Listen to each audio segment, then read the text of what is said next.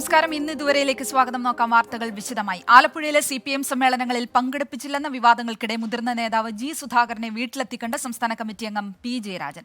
വിദ്യാർത്ഥി സംഘടനാ കാലത്ത് തന്റെ നേതാവായിരുന്നു ജി സുധാകരനെന്ന് പി ജയരാജൻ പറഞ്ഞു. ജി സുധാകരൻ അങ്ങേയറ്റം ആദരവുള്ള നേതാവെന്നും പി ജയരാജൻ. സഖാവ് ജി സുധാകരൻ ഞങ്ങളൊക്കെ വിദ്യാർത്ഥി സംഘടനാ പ്രവർത്തകരായിരുന്ന ഘട്ടത്തിൽ എൻ്റെ നേതാവായിട്ടുള്ള ആളാണ്. KSFന്റെ ഭാഗമായിട്ട് ഞങ്ങളൊക്കെ പ്രവർത്തിക്കുന്ന സമയത്ത് സംസ്ഥാന നേതാവാണ്. SFI രൂപീകരണത്തെ തുടർന്ന് അദ്ദേഹം സെക്രട്ടറി ആയിട്ടുള്ള സ്റ്റേറ്റ് കമ്മിറ്റിയിൽ ഞാനും അംഗമായിരുന്നു. കണ്ണൂരിലെ SFI പ്രവർത്തകനെന്ന നിലക്കാണ് ഞങ്ങൾ സ്റ്റേറ്റ് കമ്മിറ്റി അംഗമായി പ്രവർത്തിച്ചിരുന്നത്. അന്നേ അങ്ങേയറ്റം ആദരവ് ഉള്ള ഒരു നേതാവാണ് സഖാവ് ജി സുധാകരൻ. അദ്ദേഹം പാർട്ടിയിലും ഗവൺമെന്റിലുമൊക്കെ പ്രധാനപ്പെട്ട ചുമതലകൾ വഹിച്ചു. ഇന്ന് ഭുവനേശ്വരൻ രക്തസാക്ഷി ദിനത്തിന്റെ അനുസ്മരണ പരിപാടിയിൽ പങ്കെടുക്കാനാണ് ഞാനിവിടെ വന്നത്. സ്വാഭാവികമായിട്ടും സഖാവ് ഭുവനേശ്വരൻ സഖാവ് ജി സുധാകരന്റെ സഹോദരനാണ്. ആ നിലക്ക് കൂടി അദ്ദേഹത്തെ കാണണം എന്ന് ആഗ്രഹം പ്രകടിപ്പിച്ചു. അതിന്റെ അടിസ്ഥാനത്തിലാണ് അദ്ദേഹത്തെ സന്ദർശിച്ചത്. ജി ഭുവനേശ്വരൻ രക്തസാക്ഷി ദിനാചരണത്തിൽ പങ്കെടുക്കാനാണ് പി ജയരാജൻ ആലപ്പുഴയിലെത്തിയത്. വിവരങ്ങളുമായി മനീഷ് മഹിബാൽ ചേരുന്നു. മനീഷ്, ഇരുവരുടെയും കൂടിക്കാഴ്ച ഇത് സംബന്ധിച്ച മാധ്യമങ്ങളോട് ഇവർ പ്രതികരിച്ചത് ഏത് തരത്തിലാണ്? കൂടിക്കാഴ്ച ഏത് തരത്തിലായിരുന്നു മനീഷ്? ലക്ഷ്മി, ട്രെയിൻ മാർഗമാണ് പി ജയരാജൻ, CPMന്റെ സംസ്ഥാന കമ്മിറ്റി അംഗം പി ജയരാജൻ ആലപ്പുഴയിലെത്തിയത്. പിന്നീട് കാർ മാർഗം പുന്നപ്ര പറവൂരിലെ ജി സുധാകരന്റെ വീട്ടിലെത്തി. നിലവിൽ കായംകുളത്തെ പരിപാടിയിൽ ജി ഭുവനേശ്വരൻ രക്തസാക്ഷി വാരാചരണത്തിൽ പങ്കെടുക്കാൻ വേണ്ടി പോകുന്ന മധ്യേ അതിന്റെ ഭാഗമായി തന്നെ ആ രീതിയിൽ തന്നെ അദ്ദേഹത്തെ പോയി കണ്ടു എന്ന രീതിയിലാണ് അദ്ദേഹം സംസാരിക്കുന്നത്. ഒപ്പം തന്നെ SFIയുടെ ആദ്യത്തെ സംസ്ഥാന സെക്രട്ടറി ആയിരുന്നു ജി സുധാകരൻ. ആ സമയത്ത് തന്റെ വിദ്യാർത്ഥി യുവജന സംഘടനാ പ്രവർത്തന തുടക്കകാലത്ത് തന്റെ നേതാവായിരുന്നു. അങ്ങേയറ്റം ബഹുമാനം അർഹിക്കുന്ന നേതാവ് കൂടിയാണ് ജി സുധാകരൻ എന്ന് അദ്ദേഹത്തെ സംസാരിച്ച് കൂടിക്കാഴ്ചയ്ക്ക് ശേഷം പി ജയരാജൻ മാധ്യമങ്ങളോട് പറഞ്ഞു. ഏകദേശം അരമണിക്കൂർ വീട്ടിൽ ഇരുവരും കൂടിക്കാഴ്ച നടത്തി. ബന്ധുക്കളുമായി ചേർന്ന് ഫോട്ടോ എടുത്തു. കേരളം മുസ്ലിം രാഷ്ട്രീയം ഇസ്ലാം എന്ന ജയരാജന്റെ പുസ്തകം കൂടി അദ്ദേഹം ജി സുധാകരനെ ഈ വീട്ടിലെത്തിയ ശേഷം സമ്മാനിച്ചു. വൈകിട്ടത്തെ പരിപാടിയിൽ ജി സുധാകരൻ പങ്കെടുക്കുന്നില്ല. സാധാരണഗതിയിൽ ജി സുധാകരൻ രക്തസാക്ഷി വാരാചരണത്തിൽ രാവിലെ പുഷ്പാർച്ചന അർപ്പിക്കാൻ മാത്രമാണ് പോകുന്നത്. പിന്നീട് വൈകിട്ടത്തെ പരിപാടി പൊതുസമ്മേളനമായിരിക്കും. CPMന്റെ ഏതെങ്കിലും സമുന്നത നേതാക്കളായിരിക്കും അത് ഉദ്ഘാടനം ചെയ്യുക. ഇത്തവണ അത് പി ജയരാജനാണെന്ന പ്രത്യേകത കൂടിയുണ്ട്. ഒപ്പം തന്നെ ഇത്തവണ വലിയ രാഷ്ട്രീയ ചർച്ച ഉണ്ടായത് ജി സുധാകരനെ സംബന്ധിച്ച് പ്രതിപക്ഷവും BJPയും ഒരു വലിയ ആയുധമാക്കി എടുത്തുകൊണ്ട് CPIM ജി സുധാകരനെ പല പരിപാടികളിൽ നിന്നും പാർട്ടി പരിപാടികളിൽ നിന്നും അവഗണിക്കുന്നു, ക്ഷണിക്കപ്പെടുന്നില്ല എന്ന തരത്തിലുള്ള വലിയ ചർച്ച ഉണ്ടായിരുന്നു. കഴിഞ്ഞ 3 വർഷക്കാലമായി ജി സുധാകരൻ പാർട്ടിയുമായി അകൽച്ച ഉണ്ടെന്നുള്ള കാര്യത്തിൽ യാഥാർത്ഥ്യമാണ്. പല പരിപാടികളിലും പാർട്ടി പരിപാടികളിലടക്കം പങ്കെടുക്കുന്നില്ല. കഴിഞ്ഞ സമ്മേളന കാലത്ത് 12ഓളം ഏരിയ സമ്മേളനങ്ങൾ ഉദ്ഘാടനം ചെയ്ത ജി സുധാകരൻ ഇത്തവണ പക്ഷേ ഒരു ലോക്കൽ സമ്മേളനങ്ങൾ പോലും ആലപ്പുഴ ജില്ലയിൽ ഉദ്ഘാടനം ചെയ്തിട്ടില്ല. ഇത് സംബന്ധിച്ച് ജില്ലാ സെക്രട്ടറി R നാസർ അടക്കം ഇന്ന് പ്രതികരണവുമായി രംഗത്തെത്തിയിരുന്നു. സംസ്ഥാന കമ്മിറ്റി അടക്കം സുധാകരനെ വേണ്ട വിധത്തിൽ പരിഗണിക്കണം. മുതിർന്ന നേതാക്കൾ സംസ്ഥാനത്ത് പലയിടങ്ങളിലുമുണ്ട്. ആ ആളുകളെ പ്രാദേശിക ഘടകം, ജില്ലാ ഘടകമൊക്കെ തന്നെ വേണ്ട അർഹിക്കുന്ന അംഗീകാരം, ആദരവ് കൊടുത്തു തന്നെ പാർട്ടി പരിപാടികൾ പങ്കെടുപ്പിക്കണം. അത് സംഘടനാ പരിപാടിയാണെങ്കിൽ, അത് സമ്മേളനമാണെങ്കിൽ പൊതുസമ്മേളനത്തിൽ സംഘടനാ രീതി അനുസരിച്ച് സാങ്കേതികത്വം പ്രശ്നമല്ല. അതായത് ജി സുധാകരൻ നിലവിലൊരു ബ്രാഞ്ച് അംഗം മാത്രമാണ്, ഏരിയ സെന്റർ കേന്ദ്രീകരിക്കുന്ന ബ്രാഞ്ച് അംഗമാണ്. പക്ഷേ അദ്ദേഹത്തെ പൊതുസമ്മേളനത്തിൽ പങ്കെടുപ്പിക്കുന്നത് കുഴപ്പമില്ല. അത്തരം മാറ്റങ്ങൾ വരുത്തിക്കൊണ്ടുള്ള സംസ്ഥാന ഘടകം കൂടി ഇടപെട്ടിരുന്നു. ഒപ്പം തന്നെ ഇന്ന് കഴിഞ്ഞ ദിവസം ജി സുധാകരനെ, പാലോളി മുഹമ്മദ് കുട്ടിയെ, മന്ത്രി തോമസ് ഐസക്കിനെ തുടങ്ങിയ മുതിർന്ന നേതാക്കളെ സംസ്ഥാന സെക്രട്ടറി തന്നെ നേരിട്ട് വിളിച്ച് കാര്യങ്ങൾ അന്വേഷിക്കുകയും ഒക്കെ ചെയ്തിരുന്നു. ജില്ലാ സെക്രട്ടറി നേരത്തെ നടത്തിയ ഒരു പ്രതികരണം വലിയ വിവാദമായിരുന്നു. അതായത് സുധാകരനെ തന്റെ വീടിന്റെ തൊട്ടടുത്ത് നടന്ന അമ്പലപ്പുഴ ഏരിയ സമ്മേളനത്തിൽ പങ്കെടുപ്പിക്കാതിരുന്നത് അദ്ദേഹത്തെ ബുദ്ധിമുട്ടിപ്പിക്കാതിരിക്കാൻ വേണ്ടിയാണ്. ഒപ്പം തന്നെ അദ്ദേഹം ഒരു സാധാരണ ബ്രാഞ്ച് അംഗമാണ് എന്നുള്ള പ്രതികരണം വലിയ ചർച്ചയും വിവാദവുമായിരുന്നു. അതിന് പിന്നാലെ അദ്ദേഹത്തിന് താക്കീത് കൊടുത്തു. ജി സുധാകരനെ വീട്ടിലെത്തി കണ്ട് സംസ്ഥാന കമ്മിറ്റി അംഗം പി ജയരാജൻ. സന്ദീപ് വാര്യരെ KPCC ജനറൽ സെക്രട്ടറി ആക്കാനുള്ള നീക്കത്തിനെതിരെ മുൻ ACC അംഗം വിജയൻ പൂക്കാടൻ. സന്ദീപ് വാര്യർ ഒരു കഴിവുമില്ലാത്തയാളെന്നും വലിയ ആളെപ്പോലെ കെട്ടിയെഴുന്നള്ളിച്ച് നടക്കുന്നതിൽ അതിശയമെന്നുമാണ് വിമർശനം. സന്ദീപ് വന്നത് പാലക്കാട് തെരഞ്ഞെടുപ്പിൽ കോൺഗ്രസിന് തിരിച്ചടിയായെന്നും വിജയൻ പൂക്കാടൻ പറഞ്ഞു. സന്ദീപ് വാര്യർ എന്ന് പറഞ്ഞാൽ ആരാണ് ഈ കക്ഷി? ഞാൻ തന്നെ അറിയണത് ഇപ്പോൾ അയാൾ പിന്നെ ഒരിക്കൽ ഈ നമ്മുടെ ചാമക്കാലായിട്ട് എന്തോ ഒരു കശുവശി ഉണ്ടായിട്ട് വളരെ മോശമായ രീതിയിൽ ചാമക്കാരോട് സംസാരിച്ചപ്പോഴാണ് ഞാൻ ഈ കക്ഷീനെ അറിയുന്നത്. അല്ല നമ്മൾ ആ ചാനലിൽ വെച്ചിട്ട് അറിയില്ലല്ലോ. പിന്നെ ഇപ്പോൾ ഇയാളിപ്പോൾ ഈ ഇലക്ഷൻ വന്നപ്പോൾ തലേദിവസം വന്നിട്ട് മാങ്കൂട്ടത്തിൻ്റെ വണ്ടിയിൽ കയറുന്നു തലേദിവസം. ഇതല്ലാണ്ട് ഇപ്പോൾ ഞാനറിയില്ല ഈ ഇതാണ് KPC സെക്രട്ടറി ആക്കണമെന്ന് പറഞ്ഞു കഴിഞ്ഞാൽ KPC സെക്രട്ടറി സ്ഥാനം കൊടുക്കേണ്ടതിൻ്റെ അത്രയും വലിപ്പം അയാൾക്കുണ്ടോ എന്ന് എനിക്കറിയില്ല. KPC സെക്രട്ടറി ആക്കാനായിട്ട് അത്രയും പ്രഗത്ഭരായിട്ടുള്ള ആളുകൾ കോൺഗ്രസിൻ്റെ അകത്തുണ്ട്. നിഖിൽ പ്രമേഷ് വിവരങ്ങളുമായി ചേർന്നു. നിഖിൽ, ഈ വിജയൻ പൂക്കാടൻ അദ്ദേഹത്തിന്റെ ഒരു പ്രതികരണം അത് ഏത് സാഹചര്യത്തിലായിരുന്നു? എന്തൊക്കെ തരത്തിലുള്ള വിമർശനങ്ങളാണ് അദ്ദേഹം ഇപ്പോൾ സന്ദീപ് വാര്യർക്കെതിരെ ഉന്നയിക്കുന്നത്? നിഖിൽ, ശ്രീലക്ഷ്മി, വിജയൻ പൂക്കാടന്റെ പ്രതികരണം കേവലം അദ്ദേഹത്തിന്റെ മാത്രം ഒരു അഭിപ്രായമായി നമുക്ക് കാണാൻ കഴിയില്ല. ജില്ലയിലെ തന്നെ മുതിർന്ന നേതാക്കളുടെ ആകെ അഭിപ്രായമാണ് അദ്ദേഹത്തിലൂടെ പുറത്തു വന്നിരിക്കുന്നത് എന്നുള്ളതാണ് ഇപ്പോഴത്തെ സാഹചര്യത്തിൽ നമുക്ക് മനസ്സിലാക്കാൻ കഴിയുന്നത്. അദ്ദേഹം പറയുന്നത് സന്ദീപ് വാര്യർ പാർട്ടിയിലേക്ക് കടന്നു വന്നതുകൊണ്ട് പ്രത്യേകിച്ച് ഒരു ആയിട്ടില്ല. അദ്ദേഹത്തെ ഏറ്റവും പോലെ നടക്കുന്നത്. ശരി നിഖിൽ. ട്രോളി ബാഗ് വിവാദത്തിലെ രാത്രി പരിശോധനയിൽ കോൺഗ്രസ് നേതാവ് ബിന്ദു കൃഷ്ണയുടെ മൊഴി രേഖപ്പെടുത്തി. പാലക്കാട് പോലീസ് കൊല്ലത്തെ ഫ്ളാറ്റിലെത്തിയാണ് മൊഴിയെടുത്തത്. താൻ നൽകിയ പരാതി നടപടിയെടുക്കാതെ വൈകിപ്പിച്ചുവെന്ന് ബിന്ദുകൃഷ്ണ കുറ്റപ്പെടുത്തി. സംസ്ഥാനത്ത് ഒരു പോലീസ് സംവിധാനം അല്ലെങ്കിൽ നിയമവാഴ്ച ഇല്ല എന്ന് തോന്നിപ്പിക്കുന്ന രീതിയിൽ മിനിഞ്ഞാന്ന് വരെ അതിനെ സംബന്ധിച്ചൊരു ഫോൺ കോളിൽ പോലും എന്താണെന്ന് സംസ്ഥാനത്ത് ഒരു പോലീസ് ഉദ്യോഗസ്ഥരും അന്വേഷിച്ചില്ല. കഴിഞ്ഞ ദിവസം പോലീസ് റിപ്പോർട്ട് കൊടുത്തു, ആ റെയ്ഡിൽ ഒന്നും കണ്ടെത്താൻ പറ്റിയില്ലെന്നാണ്. ഇത് കണ്ടെത്താൻ പറ്റില്ല എന്ന് അന്ന് തന്നെ ഞങ്ങൾക്ക് എനിക്ക് എന്റെ മുറിയിൽ 12:03 റെയ്ഡ് നടത്തിയിട്ട് അതേ ദിവസം പുലർച്ചെ 2:40 എഴുതി തന്നു, റൂമിൽ നിന്നൊന്നും കിട്ടിയില്ല. ഞങ്ങളെ അപമാനിച്ച റെയ്ഡിന് നേതൃത്വം നൽകിയ പോലീസ് ഉദ്യോഗസ്ഥന്മാർക്കെതിരെ നടപടിയെടുക്കണം. അതിന് ഉത്തരവിട്ട അല്ലെങ്കിൽ അന്ന് നിർദ്ദേശം നൽകിയ രാഷ്ട്രീയ നേതൃത്വത്തിനെതിരെ കേസെടുക്കണം. MG പ്രതീഷ് വിവരങ്ങളുമായി ചേർന്നു. പ്രതീഷ്, ഈ മൊഴിയെടുക്കൽ പൂർത്തിയായോ? ഈ തന്റെ പരാതി നടപടിയെടുക്കാതെ വൈകിപ്പിച്ചു എന്നാണോ ബിന്ദുകൃഷ്ണ ഇപ്പോൾ പറയുന്നത്?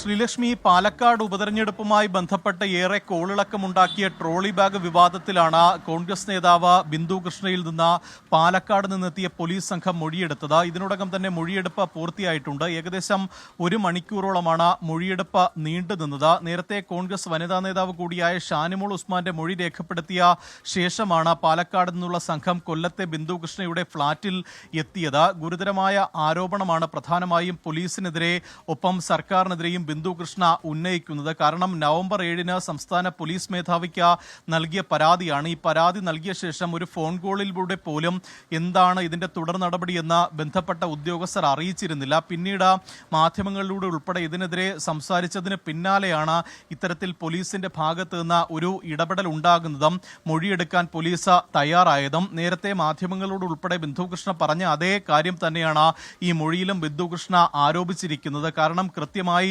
ഒരു തരത്തിലും അംഗീകരിക്കാൻ കഴിയാത്ത നടപടിയാണ് പോലീസിന്റെ ഭാഗത്ത് നിന്ന് ഉണ്ടായത്. വനിതാ പോലീസ് ഉദ്യോഗസ്ഥർ ഇല്ലാതെയാണ് ഈ മുറിയിൽ പോലീസ് ഉദ്യോഗസ്ഥർ അതിക്രമിച്ച് കയറിയത്. തനിക്ക് വസ്ത്രം മാറാൻ പോലുമുള്ള ഒരു സാവകാശം ഇവർ തന്നില്ല. അതിക്രമിച്ച് മുറിയിൽ കയറുകയും ഐഡന്റിറ്റി കാർഡ് കാണിക്കാൻ ആവശ്യപ്പെട്ടിട്ട് പോലും അത്തരത്തിൽ ഒരു നടപടി പോലീസിന്റെ ഭാഗത്ത് നിന്ന് ഉണ്ടായില്ല എന്നുള്ള ഗുരുതരമായ ആരോപണങ്ങൾ കോൺഗ്രസ് നേതാക്കൾ ഉന്നയിക്കുന്നുണ്ട്. മറ്റൊരു പ്രധാനപ്പെട്ട കാര്യം, ഇതിൽ അന്ന് ഈ രേഖാമൂലം തന്നെ ഈ മുറിയിൽ നിന്ന് യാതൊരു തരത്തിലും അനധികൃതമായി ഒന്നും തന്നെ കണ്ടെടുക്കാനായില്ലെന്ന് രേഖാമൂലം പോലീസ് തന്നെ അറിയിച്ചിട്ടുണ്ട്. അതുകൊണ്ട് തന്നെ ഇത്തരത്തിൽ വ്യാജ ആരോപണം ഉന്നയിച്ച CPM നേതാക്കൾക്കെതിരെയും ഒപ്പം അതിന് നേതൃത്വം നൽകിയ പോലീസ് ഉദ്യോഗസ്ഥർക്കെതിരെയും നടപടിയെടുക്കണം എന്നതാണ് പ്രധാനമായും ബിന്ദുകൃഷ്ണയുടെ ആരോപണം. ഈ കേസുമായി ബന്ധപ്പെട്ട നേരത്തെ തന്നെ ഈ ആരോപണങ്ങളിൽ കഴമ്പില്ല എന്ന് സ്പെഷ്യൽ ബ്രാഞ്ച് SP-ക്ക് റിപ്പോർട്ട് നൽകിയിരുന്നു.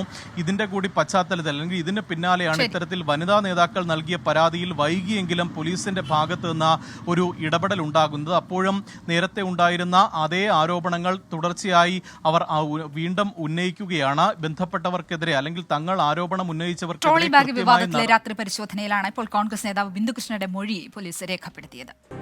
ശബരിമലയിൽ ദിലീപിന്റെ VIP ദർശനത്തിൽ കർശന നടപടിക്ക് തിരുവിതാംകൂർ ദേവസ്വം ബോർഡ് 4 പേർക്ക് കാരണം കാണിക്കൽ നോട്ടീസ് നൽകും. വിവരങ്ങളുമായി MG പ്രതീഷ് ചേരുന്നു. പ്രതീഷ്, വിഷയത്തിൽ കോടതിയിൽ നിന്നും വളരെ വലിയ രീതിയിലുള്ള ഒരു വിമർശനമൊക്കെ വന്ന ഒരു സാഹചര്യത്തിലാണോ ഇപ്പോൾ ദേവസ്വം ബോർഡ് നടപടിയിലേക്ക് കടക്കുന്നത്?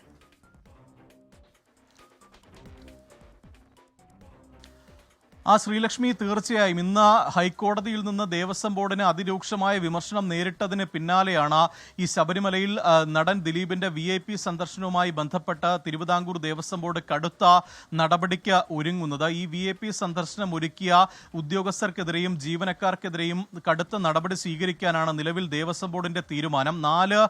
2 ഉദ്യോഗസ്ഥർക്കെതിരെയും 2 ജീവനക്കാർക്കെതിരെയും കാരണം കാണിക്കൽ നോട്ടീസ് ഇന്ന് ദേവസ്വം ബോർഡ് നൽകും. അതിനുശേഷം തുടർ നടപടി സ്വീകരിക്കുമെന്നതാണ് ദേവസ്വം ബോർഡ് അറിയിച്ചിരിക്കുന്ന കാര്യം. അസിസ്റ്റന്റ് എക്സിക്യൂട്ടീവ് ഓഫീസർ ഒപ്പം അഡ്മിനിസ്ട്രേറ്റീവ് ഓഫീസർ എന്നീ 2 ഉദ്യോഗസ്ഥർക്കെതിരെയാണ് നടപടി ഉണ്ടാവുക. ഇതിനൊപ്പം തന്നെ 2 ഗാർഡുകൾക്കെതിരെയും നടപടി ഉണ്ടാകുമെന്നതാണ് ഇപ്പോൾ ദേവസ്വം ബോർഡ് തന്നെ അറിയിച്ചിരിക്കുന്ന കാര്യം. കാരണം കാണിക്കൽ നോട്ടീസ് നൽകിയ ശേഷം ഇവരിൽ നിന്ന് വിശദമായ ഈ വിശദീകരണം തേടും. അതിനുശേഷം തുടർ നടപടി ഉണ്ടാകും. ഈ മണ്ഡലകാല സീസണിൽ നിന്ന് ഇവരെ ശബരിമലയിൽ നിന്ന് മാറ്റി നിർത്താനുള്ള ഒരു നടപടിയായിരിക്കും പ്രാഥമിക ഘട്ടത്തിൽ ദേവസ്വം ബോർഡിന്റെ ഭാഗത്ത് നിന്ന് ഉണ്ടാകുന്നത്. കാരണം ഈ മാനദണ്ഡങ്ങളൊക്കെ തന്നെ ലംഘിച്ചുകൊണ്ടാണ് ഇത്തരത്തിലൊരു VIP സന്ദർശനം നടൻ ദിലീപിന് ഒരുക്കിയത്. ക്ഷേത്ര തന്ത്രിയും മേൽശാന്തിയും പോകുന്ന അതേ ഗേറ്റിലാണ് നടൻ ദിലീപിന് VIP സന്ദർശനം ഒരുക്കിയത്. ഈ ഘട്ടത്തിൽ ഈ മറ്റ് തീർത്ഥാടകരൊക്കെ തന്നെ മണിക്കൂറുകളായി അല്ലെങ്കിൽ അയ്യപ്പ ദർശനത്തിനായി കാത്തു നിൽക്കുന്ന ഒരു സാഹചര്യം ഉണ്ടായിരുന്നു. അവർക്ക് കൃത്യമായി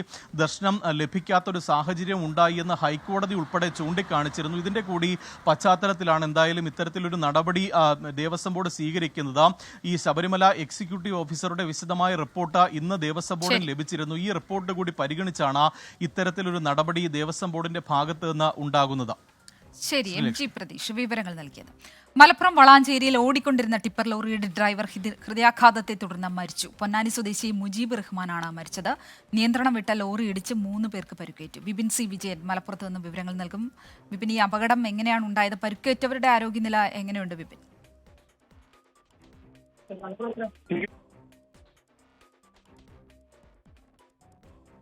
മലപ്പുറം വളാഞ്ചേരിയിലാണ് ഓടിക്കൊണ്ടിരുന്ന ടിപ്പർ ലോറിയുടെ ഡ്രൈവർ ഹൃദയാഘാതത്തെ തുടർന്ന് മരിച്ചത്. പൊന്നാനി സ്വദേശിയാണ് മരിച്ചത്. നിയന്ത്രണം വിട്ട ലോറി ഇടിച്ച് 3 പേർക്ക് പരിക്കേറ്റിട്ടുണ്ട്. വിപിൻ C വിജയൻ ചേരുകയാണ്. വിപിൻ, ഈ അപകടം ഉണ്ടായത് എങ്ങനെയായിരുന്നു? വിപിൻ, പരിക്കേറ്റവരുടെ ആരോഗ്യനില എങ്ങനെയുണ്ട്? വളരെ ദാരുണമായിട്ടുള്ള ഒരു സംഭവമാണ് നടന്നിരിക്കുന്നത്. ഇന്ന് ഉച്ചയ്ക്ക് 2 മണിയോടെയായിരുന്നു ഈ അപകടം നടന്നത്. വളാഞ്ചേരിയിലെ വട്ടപ്പാറ എന്നുള്ള സ്ഥലത്ത് വെച്ചാണ് ഈ ടിപ്പർ ലോറിയുടെ നിയന്ത്രണം വിട്ടത്. ഇതിൽ ഡ്രൈവറായിരുന്ന മുജീബ് റഹ്മാന് ഹൃദയാഘാതം സംഭവിക്കുകയായിരുന്നു. അപ്പോൾ ഇത് ചെങ്കലെടുക്കുന്നതിന് വേണ്ടി ചെങ്കൽ കോറിയിലേക്ക് വരുന്ന ലോറിയായിരുന്നു. അപ്പോൾ ഇറക്കത്തിൽ വെച്ചാണ് ഹൃദയാഘാതം ഉണ്ടായത്. ഹൃദയാഘാതത്തെ തുടർന്ന് മുജീബ് റഹ്മാൻ ഇപ്പോൾ മരിച്ചിരിക്കുന്നു എന്നുള്ളതാണ് ഏറ്റവും അവസാനമായി ലഭിക്കുന്ന ഒരു വിവരമുള്ളത്. 40 വയസ്സായിരുന്നു പ്രായം. അപ്പോൾ ഈ നിയന്ത്രണം വിട്ട ലോറി പിന്നീട് വന്ന ഈ ചെങ്കൽ കോറിയിൽ ജോലി ചെയ്യുകയായിരുന്ന 3 തൊഴിലാളികൾക്ക് മേലെയാണ് ഇടിച്ചിട്ടുള്ളത്. ഇവർ ഇതര സംസ്ഥാന തൊഴിലാളികളെന്നാണ് അറിയുന്നത്. ഇതിൽ ഒരാളുടെ നില ഗുരുതരമാണ്. ആദ്യം കോട്ടക്കലിലെ ആശുപത്രിയിൽ പ്രവേശിപ്പിച്ചപ്പോൾ കോട്ടക്കലിലെ ഒരു സ്വകാര്യ ആശുപത്രിയിലേക്ക് കുറച്ച് ഗുരുതരമായതുകൊണ്ട് തന്നെ അങ്ങോട്ടേക്ക് മാറ്റുകയും ചെയ്തിരിക്കുകയാണ്. ഉച്ചയ്ക്ക് 2 മണിയോടുകൂടി വട്ടപ്പാറയിൽ വെച്ചാണ് ഈ അപകടം സംഭവിച്ചിട്ടുള്ളത്. ശരി വിപിൻ. കൊച്ചി സീപോർട്ട് എയർപോർട്ട് റോഡിന്റെ 2ാം ഘട്ട നിർമ്മാണം ഉടൻ തുടങ്ങുമെന്ന് മന്ത്രി P രാജീവ്. 2 പതിറ്റാണ്ടായി നിലനിന്ന പ്രശ്നങ്ങൾ പരിഹരിച്ചു. റോഡിനായി കേന്ദ്ര സ്ഥാപനങ്ങൾ സഹകരിക്കാത്തതോടെ കിലോമീറ്ററിന് സർക്കാരിന് 69 കോടി രൂപ നഷ്ടം സംഭവിച്ചതായും മന്ത്രി കുറ്റപ്പെടുത്തി.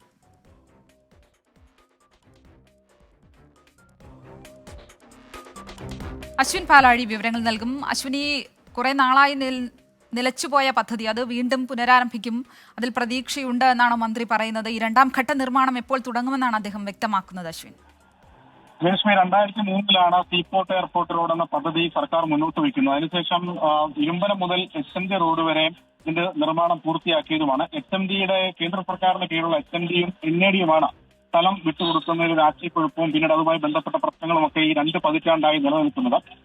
HMDയുടെ 500 മീറ്ററും ഒപ്പം NADയുടെ 500 മീറ്ററുമാണ് സർക്കാരിന് ഏറ്റെടുക്കാൻ കഴിയാതിരുന്നത്. ഇതിനുവേണ്ടി 69 കോടി രൂപയാണ് സർക്കാർ ഈ 500 മീറ്റർ വീതം 1 കിലോമീറ്റർ ദൂരത്തിന് വേണ്ടി ചെലവാക്കിയത്. അത് സർക്കാരിന് നഷ്ടമാണ് എന്നൊരു കുറ്റപ്പെടുത്തൽ P രാജീവ് മുന്നോട്ട് വെച്ചിട്ടുണ്ട്. എന്തായാലും ദീർഘനാളത്തെ പ്രശ്നം ചർച്ചയിലൂടെയും ഒപ്പം കോടതി ഇടപെടലിലൂടെയും ഇപ്പോൾ പരിഹരിച്ചിരിക്കുകയാണ്.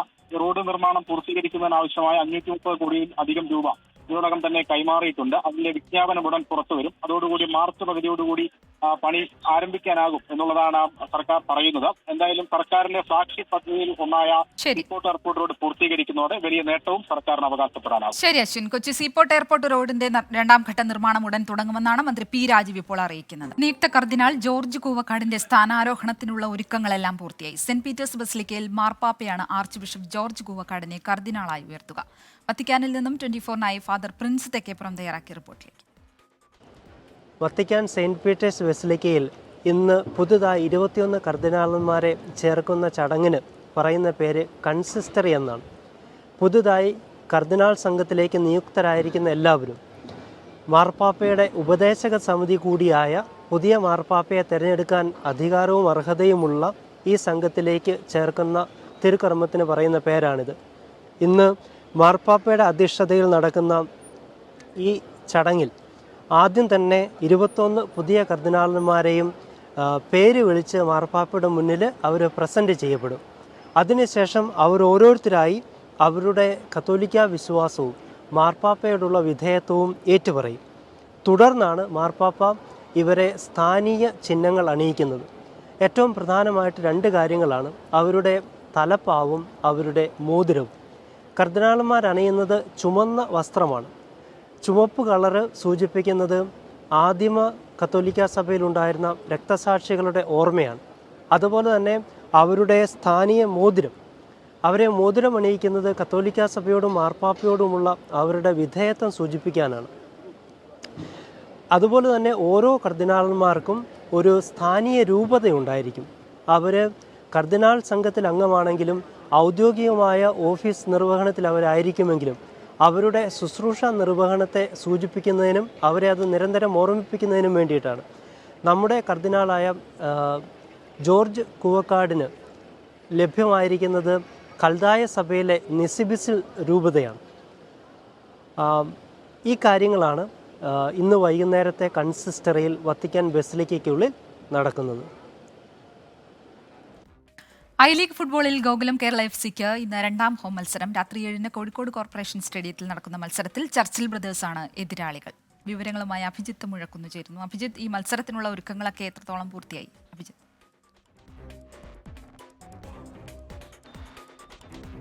ശ്രീലക്ഷ്മി, കോഴിക്കോട് കോർപ്പറേഷൻ സ്റ്റേഡിയത്തിലാണ് നമ്മളിപ്പോൾ ഉള്ളത്. ആരാധകരൊക്കെ ഇവിടേക്ക് എത്തിത്തുടങ്ങിയിട്ടുണ്ട്. രാത്രി 7 മണിക്കാണ് ചർച്ചിൽ ബ്രദേഴ്സുമായുള്ള ഗോകുലം കേരള FC-യുടെ പോരാട്ടം. ഈ മത്സരം വിജയിക്കുമെന്ന വലിയ പ്രതീക്ഷയിലാണ് ഗോകുലം കേരളയുടെ ആരാധകരൊക്കെ തന്നെയുള്ളത്. വലിയ പ്രതീക്ഷയാണുള്ളതല്ലേ? പ്രതീക്ഷകളുണ്ട്. ഇന്ന് നല്ല കളി കാഴ്ചവെക്കുന്നുള്ള പ്രതീക്ഷ ഉണ്ട്. കഴിഞ്ഞ കളി തന്നെ നമ്മളെ ഹോം മാച്ച് ആയിരുന്നു ഫസ്റ്റ് കളി. അതിൽ തന്നെ നല്ല കളി കളിച്ചിട്ടുണ്ട്. 1-0 പിന്നിട്ടുന്ന സമയത്ത് തന്നെ നല്ലൊരു കംബാക്കാണ് നടത്തിയത്. നല്ല കളി എന്ന് തന്നെ പറയാം. പിന്നെ ഷിർലോങ് വെച്ചാൽ ഐസ്വാൾ എന്ന് വെച്ചാൽ അവർ ചെറിയ ചില്ലറ ടീമല്ല. ഇന്ത്യയിലെ തന്നെയുള്ള ഒട്ടുമിക്ക യുവനിരയാണ് അവരെ വെച്ചാൽ സൂപ്പർ പ്ലേയേഴ്സുകളാണ്. അപ്പോൾ അവരോട് ഇത്രയും പിടിച്ച് നിന്ന് ഒരു സമനില പിടിച്ചിട്ടുണ്ടെങ്കിൽ നമ്മുടെ Gokulam Kerala FC number 1 team തന്നെയാണ്. രണ്ടാമത്തെ ഹോം മാച്ച് ഇപ്പോൾ നടക്കാൻ പോകുന്നു. ചർച്ചിൽ ബ്രദേഴ്സാണ്. എങ്ങനെയായിരിക്കും ചർച്ചിൽ ബ്രദേഴ്സിനെ കാണുന്നത്? ചർച്ചിൽ ബ്രദേഴ്സ് അത്ര ചെറിയ ടീമൊന്നുമല്ല. പക്ഷെ നമ്മൾ ഈ ടീമിന്റെ ഒരു സ്റ്റാറ്റ് എടുത്ത് തന്നെ മത്സരം ഈ സീസണിൽ കഴിഞ്ഞ 3 മത്സരങ്ങളിലും പിന്നിട്ടുന്ന ശേഷം തിരിച്ച് കംബാക്ക് വന്ന ടീമാണ്. ആ ടീമിനെ നമുക്ക് ഒരിക്കലും എഴുതി തള്ളാൻ കഴിയില്ല. നമ്മൾ പ്രതീക്ഷയുള്ള ടീമാണിത്. ഏതായാലും ശ്രീലക്ഷ്മി, വലിയ ആരാധകർ വലിയ ആവേശത്തിലാണ്. ഇന്ന് ചർച്ചിൽ ബ്രദേഴ്സിനോട് വിജയിച്ച് പോയിന്റ് നിലയിൽ ഒന്നാമതെത്താനാകുമെന്ന പ്രതീക്ഷയിലാണ് ഗോകുലം കേരളയുടെ ആരാധകർ. ശരി അഭിജിത്ത്. ശബരിമലയിലെ ഇന്നത്തെ ചടങ്ങുകൾ. സൈക്കിൾ പ്യൂർ അഗർബത്തി ശരണം സന്നിധാനം സമർപ്പിക്കുന്നത് അഗർബത്തി എന്നാൽ സൈക്കിൾ.